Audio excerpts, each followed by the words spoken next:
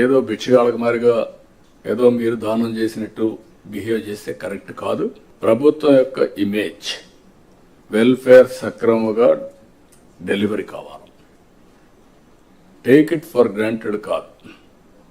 అందుకే అనునిత్యం ఏ welfare programme వచ్చినా లాస్ట్ మైల్కి కరెక్ట్గా చేరతా ఉందా లేదా, చేరే విధానం కూడా ఏదో భిక్షగాళ్ళకి మారిగా ఏదో మీరు దానం చేసినట్టు బిహేవ్ చేస్తే కరెక్ట్ కాదు.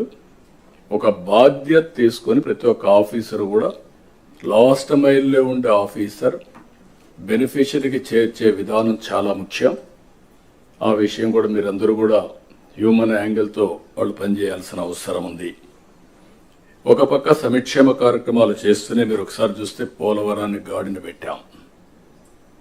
ఈరోజు పోలవరం మొన్నటి వరకు ఏమవుతుందో అని అగమ్య గోచరంలో ఉన్న పోలవరం ప్రాజెక్టు కేంద్ర సహకారంతో ఈరోజు 12,150 కోట్ల రూపాయలు శాంక్షన్ అయింది. ఫేజ్ 1కి ఇబ్బంది లేదు. దీన్ని 2027కు పూర్తి చేస్తాం. అమరావతికి టెండర్లు పిలిచాం. ఇది సెల్ఫ్ ఫైనాన్సింగ్ ప్రాజెక్ట్. ఈ మోడల్ ప్రపంచానికి ఆదర్శం.